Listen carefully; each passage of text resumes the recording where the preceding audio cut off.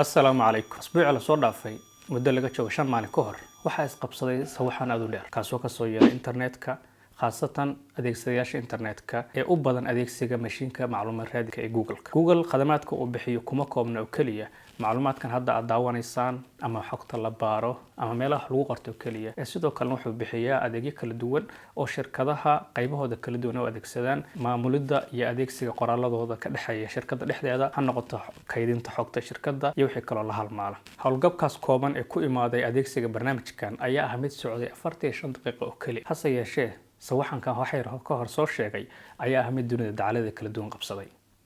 haddaba barnaamij hal shirkad leedahay hawlgab yar oo kooban ku imaaday kadib maxay ku dhacday adduunka dhan inuu qayliyo haddii aan idin la wadaago tusaale dhab ah oo anaga igu dhacay shirkaddan ka shaqeeyo mid ka mid ah shaqaalaha shirkadda ayaa ii yeeray asxaabteeda ka mid ah ina weydiiyay in emailka uu isticmaalay shirkadda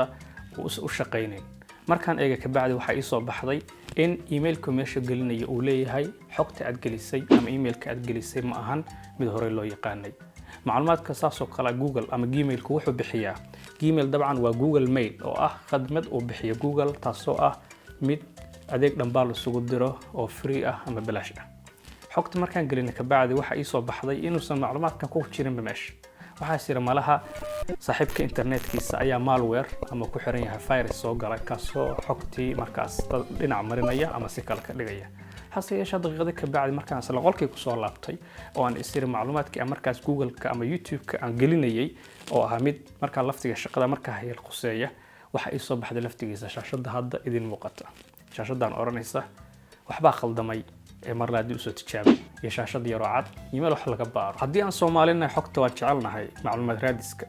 baadiyaha marka la joogo waxa la isku wareysan jiray subax marka dadka ugu horeeyay arkaan salaamin iyo isbareedin ka bacdi waxa la soo oran jiray maxaad ku caaw baradeen maxaad ku soo waabarisateen halka oraahda caanka ay tiraahdo warkii jiraaba akaaru imaan dabcan akaaro waxay ahayd tuulo markaas jirtay oo dadka gaarkaas ku nool ay isugu imaan jireen si xogta ugu kala qaataan marka maanta adduunka akaaro ama tuulada anaga akaaro noo ahayd maanta waxa uu Google wixii jira xog iyo macluumaadba waa la Google garaya sida erayga u isticmaalay Google garayn ee lama baaro xataa dadka aad ugu maadaysta baraha bulshada ayaa oraah isku oranayay waxa imaatay maalintii aad waxba Google garayn karin yani xogtii aad u baahnayd inaad raadisid aad Google ka raadin karin yani waa maxay qofku wax kasta uu jecel yahay inuu ogaado ama uu maanta weydiiyo wuxuu ku leeyahay internetka ka baar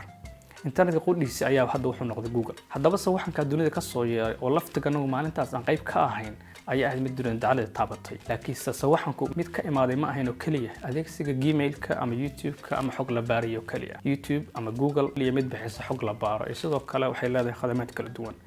macluumaad baaris iska dhaafe waxay bixisaa khadamaadka loo yaqaano Nest oo barnaamij oo adeegsato qaybo kala duwan kaasoo isugu jira kaamirooyin iyo alaabooyin kale ay sameeyaan oo ka mid tahay devices ama aalado yar yar oo gurigaaga ku nooshahay cabiraya heerkulkiisa sidoo kale kuwa kale ku rakiban smart houses ama guryaha caqliga badan hadda xasuustaan fiidiyoosha waxa kaga soo hadalnay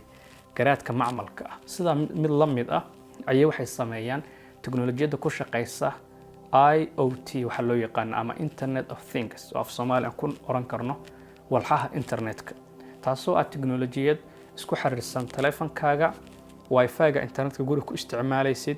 iyo qalabka ku yaala ha noqoto frinjeerka cunada kugu jirto ha noqoto makiinada dharka ku dhaqaysa ha noqoto leerkaaga mikrofoonka ama samiicadaha guriga ku yaala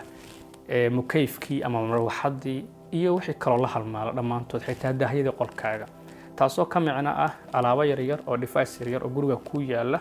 oo aad ku rakibaysid sida taleefanka aad ugu xiriirisay wifi-ga ayaa ayaguna waxay ku xiriirsamayaan wifi-gaaga taas waxay ku suurtagelinaysaa hadhowto aad guriga ka maqan taleefanka inaad taas soo gashid aad dhigi kartid jilamada biyo igu sii shub heerkulkeeda inta ka dhig 45 daqiiqo inta soo socdo ii kulule qaxwahana ku dar ama ku dar dabcan waxaan kaloo dhigi karaa leerka ii dami ama daar anoo jiifa heerkulka yaree dami Google khadamaadkaas dadka uu siiyo sidoo kale halka aniga Gmailka aan isticmaalayo si shaqeyn dadkana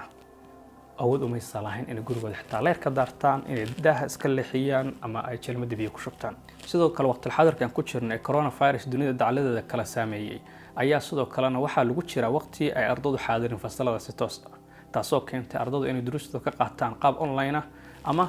fiidooya macallinkii ardaygu iskala socon karaan ardayga soo gurigiisa jooga oo ka soo galay internet. sidoo kale khadamaadka Google bixiyay mid kamid waxay noqonaysaa Google Classroom Service kaasoo ah asna mid si bilaash ah shirkadaha ama iskuulada ay ku bixiyaan duruus free ah iskuulada ama ardayda ku siiya. sidaas la midana iskuulal badan oo ayaguna barnaamijka isticmaalayay saacadaas ama waqtiga la joogay waxa ay ku khadka ka maqan. waxaan soo sheegnay dadkeena badi inaan hadii goor ka baarno Google-ka waxaan raadinin oo waxaas ii sheeg aan araahno. muuqaalkan hadda goor waxaan soo sheegnay in xitaa mararka qaar la xooxsiya loo sameeyaa aan hore u soo sheegnay in laga baaro. daba si la mid ah Google qorid iyo akhrin kaliya ka micno ma ahan. waxaa jira Google Assistant oo barnaamij asna sidoo kale aad cod u sheegaysid codkaasna waxa rabto kuu sheegayo. Google meesha ii sheeg ama waxa ii samee ama maanta cimiladu imisay maraysaa ama sidee way hawadu ama sidee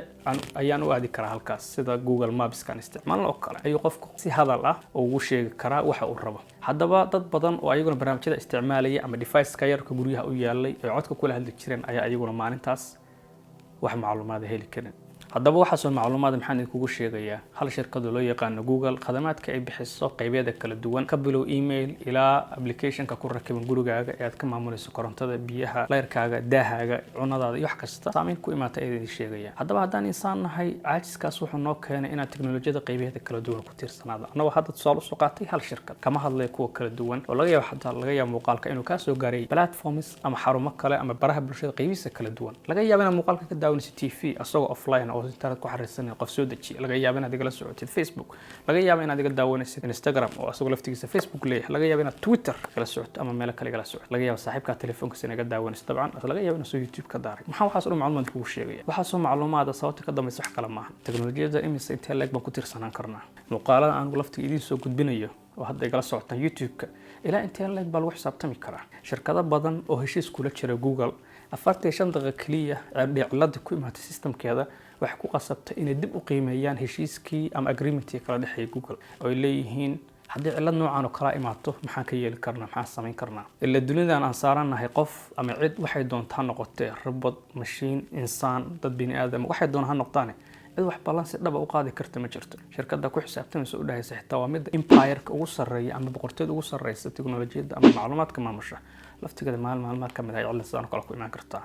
xitaa insaanka daciifnimadiisa waxay ku cadeynaysaa shirkadda sida u weyn 45 daqiiqo kaliya cilada ku imaatay in agreement-iga ay la lahaayeen ay dib u qiimeeyaan. taasoo ka wado qaarkood way ka bixi karaan qaarkoodna haddii ka maarmaan ay ka tagi karaan. taas waxay ku cadeynaysaa Allah subhanahu wa ta'ala inuu yahay kan kaliya ee wax nidaam dejin kara. nidaamkaas oo ah midaan subax kasta iyo galab kasta arki karo. marna ma arkaysa qorraxda oo la yiri maanta ma soo baxayso ama xilliga loogu talagalay inta in ka badan bay soo daahi doontaa. cimiladu way isbedbedeshaa laakiin marna ma arki doontid ama ma arkeen xilliga hadda la joogo ilaa qiyaamaha laga gaaro qorraxda oo ka soo baxday barigii aad ka sugisay maana meel kale. ma arkaysid nidaamkii aad noloshan ku arkaysa kownkan mid ka duwan. haddama u soo laabto mowduuca hore teknolojiyada markaan taariikhda dib u eegayno oo rabnaa wax aqrina ama xog ogaano waxaan u laabanaa maktabadaha mataaxifta oo ay yaalaan buugaag dhagaxaan la qoray sawirro dib lagu sawiray iyo wax la halmaala. hase yeeshee maalinka maanta la joogo waxaanu ka baarnaa screenska ama shaashadaha yararka ah. waasaan is oranayna hubaashi waxaan kaga kalsoonahay macluumaadkii hore aan u naqaanay kuwa ka badan ama ilihii aan xogta ka heli jirnay kuwa ka badan. maanta qof kasta computerkiisa ku furaraa, qof kasta telefoonka wax ka baaraya, laakiin se waa yar yahay mid naga mid ah oo aadaya maktabadda ama matxafka soo xog u soo ogaado. haddaan Soomaaliyeed dib markaan u laabano Qur'aanka Kariimka waa qowlka ugu qaalisan ee ifkan saaran ee Allah subhanahu wa ta'ala leeyahay. waxaan ku qori jirnay alwaax yar oo ka samaysan laftigoodu khad ka imaatay isla alwaax ama geed ka imaatay. hase yeeshee maanta teknolojiyada aan haysano waxaan awood u leenahay wax sanado ka hor la qoray inaad u fiirin, laakiin sanadahan laftiga sheegan in sanay gaarayaan 70 sano ka hor wax la qoray internetka ma ka helaysaa.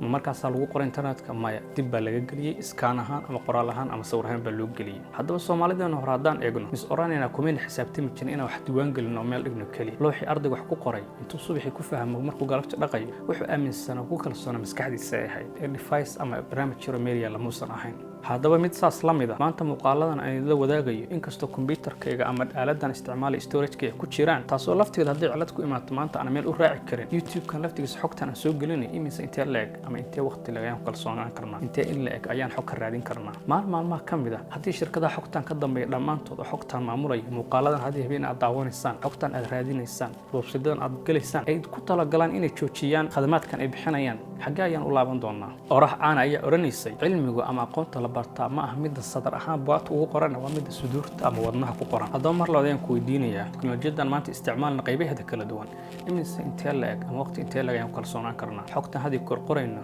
ama soo daabacayno intee in la-eg ayaan ku aamini karnaa meeshaan ku qorayno laga yaabo qaarkoodna dad naga mid ah oo badan oo maanta leh Facebook page caana YouTube-ka channel caana kule intaasoo kun oo kumanaan oo video ama qoraale ku jiraan oo maanta loo arko dad archive ah ama xog haydiya intee in la-eg baa laftooda la oran karaa way sii jiri karaan channelkan hadda aad daawanaysa si kastuu malaayiin u gaaro maalmaha ka mid ah iyo kuwo kaloo maanta jiraba intee in la-eg ayaa lagu kalsoonaan karaa cunugaad awooha u tahay ama iyada u tahay xogta meeshan ku daabacday ama ku kaydisay inuu daawado ama arko intee bay la-eg tahay aan idin raaciyo Google ma aha mid bixiya khadamaadka macluumaad baarista fiidiyoyada Gmailska iyo wixii la halmaalo kaliya haddii aad haysatid telefoon ku shaqeynaya systemka Android ee aan ahayn iPhone-ka 99% waxay u badan tahay inuu ku shaqeynayo nidaamka Android ee ah mid uu leeyahay shirkadda Google taasoo micnaheedu tahay shirkadda haddii maanta khadka ka baxdo ama culays ku imaado telefoonka laftiga isticmaalaysa inuu wada ka bixi karo maalmo aan sida u fogeyn bay ahayd markay isku dhaceen shirkadda Chinese-ka caanka ah Huawei iyo Google ama dalka Mareykanka taasoo ay Google go'aansatay inay joojiso khidmadii ay siinaysa shirkadda Huawei